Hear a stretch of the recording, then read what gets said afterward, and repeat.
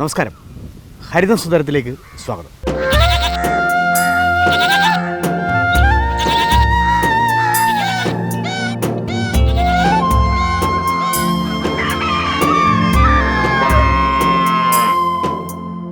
സമഗ്ര പുരയിട കൃഷി മാതൃകകളെക്കുറിച്ച് ഏറെ ചർച്ച ചെയ്യപ്പെടുന്ന കാലമാണ്.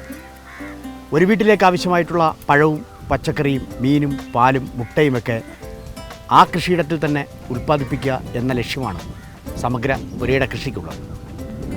അത്തരത്തിലുള്ള ഒരു മഹനീയ മാതൃക തേടിയാണ് ഇന്ന് ഹരിതസുന്ദരം യാത്ര പോകുന്നത്. ഓണാട്ടുകരയിലുള്ള ഇളശ്ശേരിൽ ജയപ്രകാശിൻ്റെ 1.5 ഏക്കർ വരുന്ന കൃഷിയിടം കാണാം. സമഗ്ര പുരയിട കൃഷി കാഴ്ചകൾ.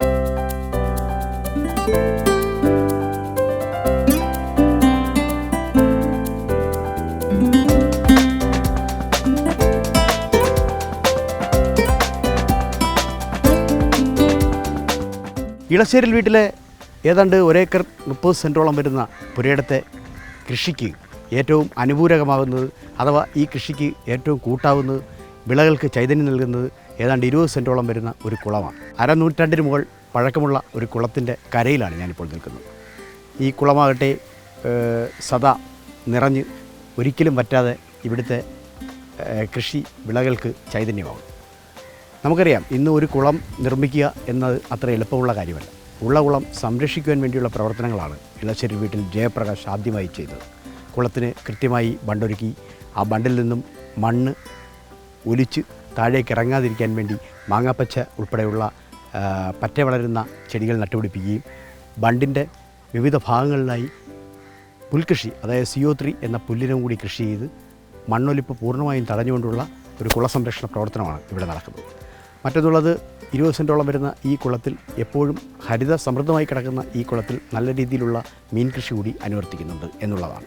ഭാരതീയ കാർപ്പ് മത്സ്യങ്ങളെയാണ് ഇതിനായി പ്രധാനമായും ജയപ്രകാശ് കൂട്ടുപിടിച്ചത്.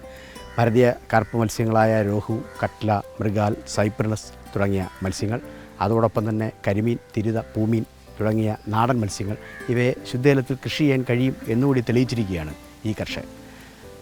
കുളത്തിന് മറ്റൊരു രീതിയിൽ കുളത്തിലെ പ്രാണവായു വർദ്ധിപ്പിക്കുന്നതിനായി ഒരു അർത്ഥത്തിൽ ചൈതന്യം നൽകുന്നത് സാധാരണഗതിയിൽ പാഡിൽ വീൽ എയറേറ്ററുകൾ പോലെയുള്ള യന്ത്രങ്ങളായിരുന്നുവെങ്കിൽ ഇവിടെ അത് താറാവുകളാണ് ആ ജോലി നിർവഹിക്കുന്നത്.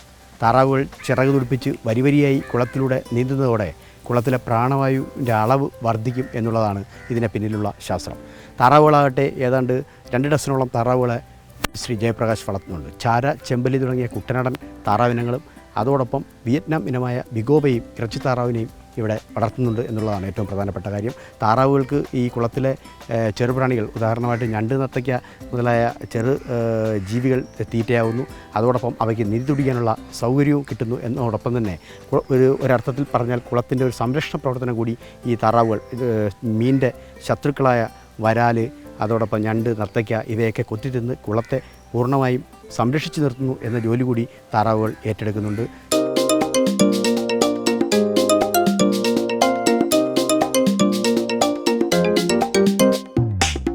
ഇളശ്ശേരി വീട്ടിൻ്റെ 1 ഏക്കർ 30 സെൻറ്റോളം വരുന്ന കൃഷിയിടത്തിൽ കൃത്യമായി പരിപാലിക്കുന്ന ഒരു തോട്ടമുണ്ട്. 1-ാം തരം ഒരു ഏത്തവാഴൻ തോട്ടം. ഷേഡ് നെറ്റുകളാണ് ഇതിന് അതിർത്തി തിരിക്കുന്നത്. കൃത്യമായ ശാസ്ത്രീയമായ പരിചരണമാണ് ഏത്തവാഴകൾക്ക് നൽകുന്നത്. ഏതാണ്ട് 2.5 മീറ്റർ അകലത്തിൽ വരികൾ തമ്മിലും തൈകൾ തമ്മിലും അകലം പാലിച്ചാണ് ഏത്തവാഴ നട്ടിരിക്കുന്നത്. നമുക്കറിയാം, ഏതാണ്ട് 9 മാസമാണ് ഇതിൻ്റെ വിളവെടുപ്പ് കാലം. നാടൻ ഏത്തവാഴകളാണ് പൂർണ്ണമായും ഇവിടെ കൃഷി ചെയ്തിരിക്കുന്നത്. അതുകൊണ്ട് തന്നെ കേട് വളരെ കുറവ് താൻ. ഏതാണ്ട് 2 അടി ആഴത്തിൽ കുഴികളെടുത്ത് അതിൽ വേപ്പിൻ പിണ്ണാക്കും ഉണക്കച്ചാണകപ്പൊടിയും എല്ലുപൊടിയും ചേർത്ത് കൃത്യമായി അടിവളം നൽകിയാണ് വാഴക്കന്നുകൾ നടുന്നത്. വാഴക്കന്നുകൾക്കുമുണ്ട് പ്രത്യേക പരിചരണം.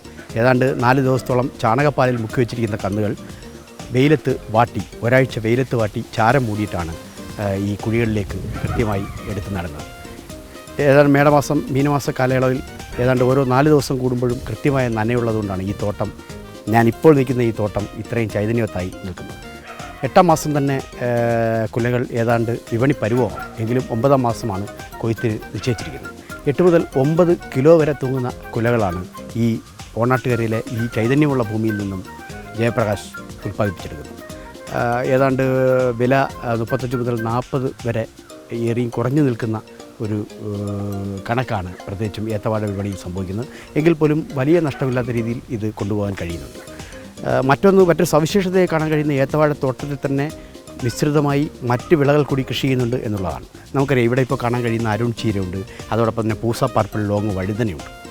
ഇതിൻ്റെ പ്രധാനപ്പെട്ട ഒരു പ്രത്യേകത വാഴയ്ക്ക് ചേർക്കുന്ന വളം കൂടി ഇത്തരം വിളകൾക്ക് വളമായി മാറും എന്നുള്ളതാണ്.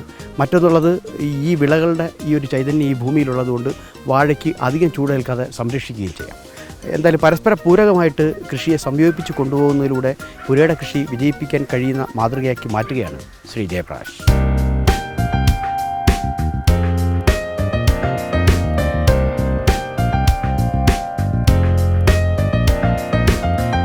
കൃഷിവിശേഷങ്ങൾ പങ്കുവയ്ക്കാനായി ഇളശ്ശേരിൽ വീട്ടിൽ ജയപ്രകാശ് നമ്മോടൊപ്പം ഉണ്ട്. സ്വാഗതം ചെയ്യാം ജയപ്രകാശിനെ. നമസ്കാരം. നമസ്കാരം. എത്ര വർഷമായിട്ട് ഈ കൃഷി തുടങ്ങി? 7 വർഷം കൊണ്ട് ചെയ്യുന്നുണ്ട്. എന്തായിരുന്നു അതിനു മുമ്പ് ജോലി? അതിന് മുമ്പ് ഞാൻ ഗൾഫിലായിരുന്നു. ഗൾഫ് ജീവിതം മതിയാക്കി വന്നതിന് ശേഷം കാർഷികവും പശുകൃഷികളും ആട് കൃഷി, കോഴിക്കൃഷികൾ, അങ്ങനെ എല്ലാ തരം കൃഷികൾക്കും ഞാൻ തുടക്കം കുറിച്ചു. ഗൾഫിലായിരുന്നപ്പോൾ നാട്ടിൽ വന്ന് ഇങ്ങനെയൊക്കെ ചെയ്യും എന്ന് കരുതിയിരുന്നു? പണ്ട് മുതലേ എനിക്ക് പാരമ്പര്യമായിട്ട് അച്ഛനമ്മമാരുള്ള കൃഷിയിലാണ് താല്പര്യം. അത് പണ്ട് മുതലേ എനിക്ക് ആ കൃഷി ചെയ്യാനുള്ള താല്പര്യമുണ്ട്. അപ്പോൾ അതെല്ലാം ഒരു മനസ്സിലൊരു തിട്ടം വെച്ചും കൊണ്ടാണ് ഞാൻ ഗൾഫിൽ പോയത്. ഗൾഫ് ജീവിതം മോശമായതിൻ്റെ പേരിൽ വീണ്ടും തിരികെ വരികയും കാർഷികമായ കാര്യങ്ങളിൽ ബന്ധപ്പെടുകയും കൃഷി ചെയ്യാനുള്ള താല്പര്യം ഉണ്ടാകുകയും എനിക്കതിൽ നിന്ന് അഭിവൃദ്ധി ഉണ്ടാകുകയും ചെയ്തിട്ടുണ്ട്.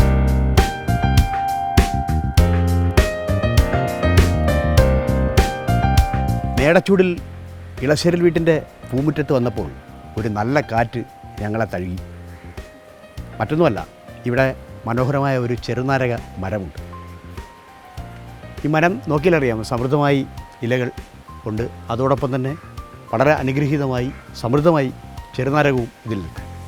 മറ്റൊന്നുള്ളത്, യന്ത്രങ്ങൾ നിയന്ത്രിക്കുന്ന ഈ ലോകത്ത് നാം മറന്നുപോയത് ഒരു കിളിനാദം മാത്രമാണ്. ആ കിളിനാദം സുലഭമായി ഈ മരച്ചില്ലകളിൽ ലഭിക്കും. മരത്തിൽ കൂടുകൂട്ടിയിരിക്കുന്നത് വാലാട്ടിക്കുരുവികളാണ്. വാലാട്ടിക്കുരുവികൾ കാക്കകളിൽ നിന്ന് സംരക്ഷണം നേടാൻ വേണ്ടി പ്രകൃതി തന്നെ അനുഗ്രഹിച്ച് നൽകിയ ചില്ലകളാണ് ഈ നാരകത്തിനുള്ളത്. ഈ മേടച്ചൂടിൽ എന്തായാലും ഒരു കൗതുകത്തിന് വേണ്ടി പലപ്പോഴും നമുക്കറിയാം, പണ്ടൊക്കെ നാട്ടിൻപുറത്ത് മേടച്ചൂടിൽ നടന്ന് ഉരുകി വിയർത്ത് വരുമ്പോൾ അരികിൽ കാണുന്ന മാടക്കടകളിൽ നമ്മൾ ചെന്നൊരു നാരങ്ങ വെള്ളം കുടിക്കാറുണ്ട്. അത്തരത്തിൽ ഒരു നാരങ്ങ വെള്ളം ഉണ്ടാക്കിയാലോ എന്ന് പെട്ടെന്നൊരാശയം. എന്തായാലും അതിനൊരു ചെറിയ ശ്രമം നടത്തുക.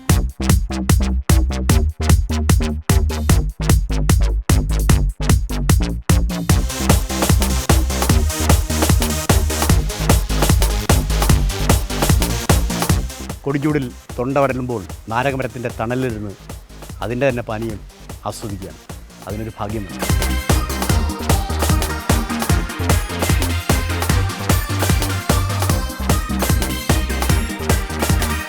ഇളശ്ശേരിൽ വീട്ടിലെ മറ്റൊരു കൗതുകമാണ് ആട്ടിൻകൂട്. ഏതാണ്ട് 1 ഡസനോളം ആടുകളാണ് ഇവിടെ വളർന്ന് പരിലസിക്കുന്നത്. അവയ്ക്കായി കൃത്യമായ പരിപാലനമുണ്ട്. നമുക്കറിയാം, മലബാറി ഇനത്തിലുള്ള ആടുകളാണ് കേരളത്തിൻ്റെ കാലാവസ്ഥയ്ക്ക് ഏറ്റവും യോജിച്ചത്. ഒരുപക്ഷെ തലശ്ശേരിയിലും മറ്റും വാണിജ്യത്തിന് വന്ന അറബികൾ കൊണ്ടുവന്ന ആടുകളിൽ നിന്ന് കേരളത്തിലെ ആടുകൾ ഇണചേർന്നുണ്ടായതാണ് മലബാറി ആടുകൾ.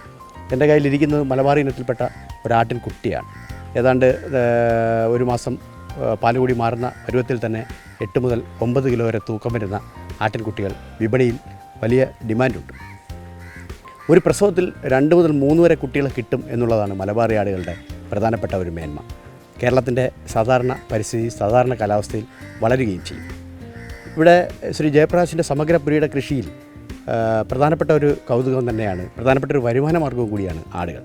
ഏതാണ്ട് ഒരു വർഷം തന്നെ ഏതാണ്ട് 1 ഡസനോളം ആട്ടിൻകുട്ടികളെ ഇവിടെ നിന്നും പുറത്തേക്ക് വിൽക്കാൻ കഴിയുന്നു എന്നൊരു അനുഗ്രഹം കൂടി ഈ മലബാറി ആടുകളെ വളർത്തുന്നതിൽ കിട്ടുന്നുണ്ട്. മാത്രമല്ല, ആട്ടിൻ പുഴുക്ക, ആടിൻ്റെ വളം, ആടിൻ്റെ മൂത്രം ഇവയൊക്കെ തന്നെ ഇവിടുത്തെ വിവിധങ്ങളായ പച്ചക്കറി കൃഷിക്ക് 8 ഇരട്ടി വെള്ളവും ചേർത്ത് വളമായി ഉപയോഗിക്കാനും കഴിയുന്നുണ്ട്. അന്തർപ്രജനനം ഒഴിവാക്കിയിട്ടുള്ള ഒരു പ്രജനന രീതിയാണ് ആടുകളിൽ പ്രധാനമായിട്ടും അവലംബിക്കുന്നത്. നമുക്കറിയാം, ആടുകളിലെ അടുത്ത രക്തബന്ധമുള്ള ആടുകളെ ഇണചേർക്കുന്നതിലൂടെ പുതിയ ഉണ്ടാകുന്ന തലമുറയിലെ ആടുകളുടെ ചൈതന്യം കുറഞ്ഞു വരുന്നു എന്ന ഒരു ന്യൂനത പരിഹരിക്കാൻ വേണ്ടി അടുത്ത രക്തബന്ധമുള്ള ആടുകളെ ഇണയേർക്കുകയില്ല എന്നുള്ളതാണ് ജയപ്രകാശിൻ്റെ കൃഷിയിടത്തിലെ പ്രധാനപ്പെട്ട മേന്മ. എന്തായാലും മറ്റ് പല കൃഷികളുടെ കൂട്ടത്തിൽ സമഗ്ര പുരയിട കൃഷിയിൽ ഏറ്റവും വരുമാനം നൽകുന്ന ഒന്നുകൂടിയാണ് മലബാറി ആടിൻ്റെ പരിപാലനം.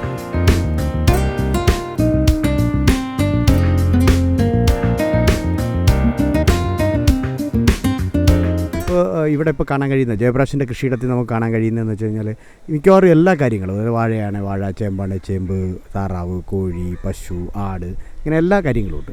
ഇത്രയും വിവിധങ്ങളായ കൃഷി ചെയ്യുമ്പോൾ ഉണ്ടാകുന്നൊരു നേട്ടം എന്താ? നേട്ടമെന്ന് വെച്ചാൽ എനിക്ക് സാമ്പത്തികമായിട്ട് നേട്ടമുണ്ട്. കാരണം എല്ലാ കൃഷികളിലും ഞാൻ സ്വയം കൃഷി ചെയ്യുന്നതിൻ്റെ പേരിൽ എനിക്ക് ഇതിൻ്റെ ചിലവുകൾ കുറയ്ക്കാം.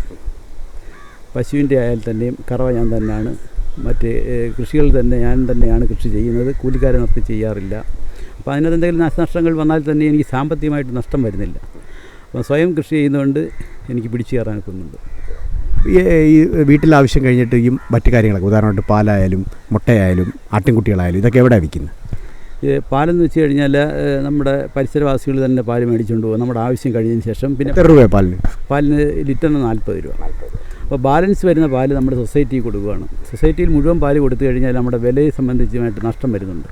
അപ്പോൾ അതുകൊണ്ട് അതിൻ്റെ മൂല്യമായ വില കിട്ടാത്തതിൻ്റെ പേരിൽ ചില്ലറ കച്ചവടമായിട്ട് നമ്മുടെ വീട്ടിൽ തന്നെ വന്ന് വാങ്ങിക്കുന്നുണ്ട്. അതാണ് എനിക്ക് ഏറ്റവും കൂടുതൽ ലാഭം.